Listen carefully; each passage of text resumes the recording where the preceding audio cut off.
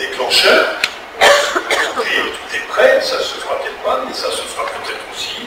Et puis les affrontements ethniques et le désir également de contrer les autorités publiques. Alors, ça nous a permis ce matin de faire un tour d'Europe. On a vu que les causes n'avaient pas toujours les mêmes racines. Il y a des éléments communs, il y a des éléments différents. Dans les éléments différents, ce matin, l'Italie nous a bien montré que l'immigration était très proche des causes du phénomène dans son territoire. En Allemagne, on a évoqué l'avantage de la résurgence de l'extrême droite. En France, on a évoqué le phénomène du passé colonial, qui fait qu'un certain nombre de nos communautés s'identifient soit à ce qui se passe dans un coin du monde.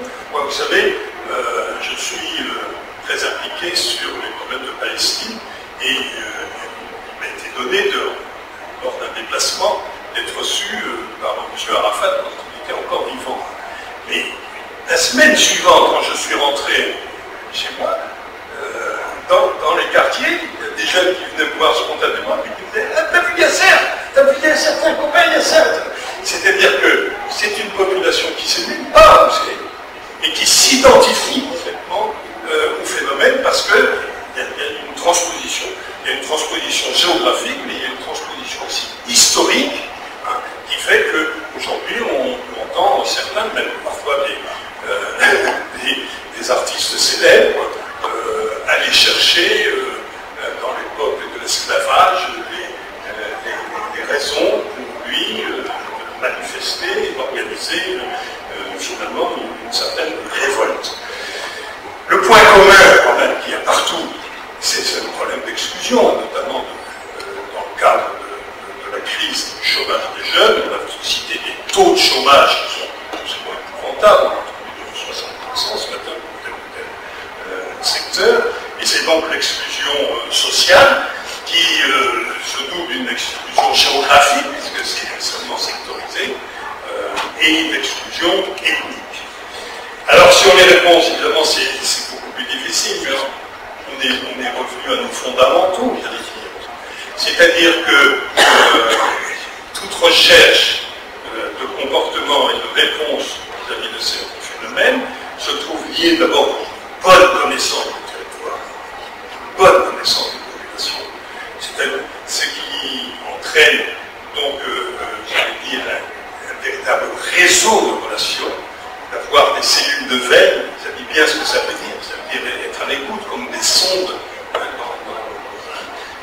corps social, ce qui permet éventuellement, et Denis l'a bien écrit, parfois pouvoir même un peu anticiper des événements, afin de pouvoir les neutraliser. Alors évidemment, si on les neutralise, on ne sait pas si les événements se seraient déroulés si on n'avait rien fait, mais c'est quand même préférable de prévenir plutôt que de guérir, et ce phénomène d'anticipation est extrêmement important. Monsieur Dieu, vous parliez vous-même du diagnostic préalable. Nous sommes exactement dans cette logique.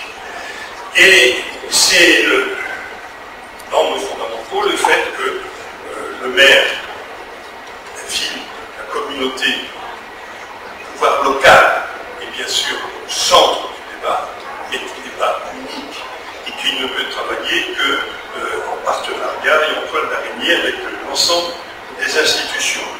Parmi les institutions, bien sûr, le bloc social représenté et organisé à travers le monde associatif, et que ces associations ont un rôle tout à fait central, ce qui nous permet d'ailleurs parfois d'une façon digne, d'une façon non digne, de leur déléguer un certain nombre de prérogatives, comme j'ai entendu tout à l'heure, sous la forme de la responsabilisation des acteurs locaux. Je crois que nous sommes là au cœur de la chose. Bref, ça veut dire que le dialogue local est donc plus que jamais absolument indispensable, puisque le problème posé est un problème partagé et que l'ensemble de la prévention ne peut se réaliser que dans le cadre de la réalisation d'une chaîne qui est la chaîne de la prévention. Je passerai, parce que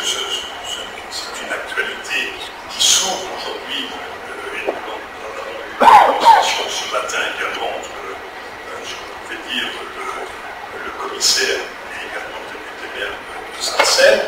Nous sommes pour les Français dans une conjoncture également politique par le débat, l'ouverture de ce débat sur le projet de loi qui a commencé à l'Assemblée nationale hier, qui se poursuivra au Sénat, on ne sait pas quand, parce qu'il n'est pas encore en parler, et que personnellement je suivrai de près, puisque vous m'avez demandé son parole sur le sujet.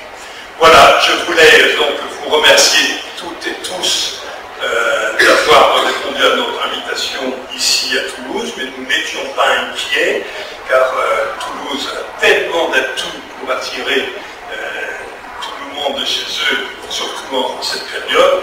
Je voudrais, en terminant, remercier tous les collaborateurs des deux forums, Forum français et Forum européen, au premier titre, bien sûr, Michel Marcus, qui a organisé tout cela avec le talent, la compétence qu'on lui connaît.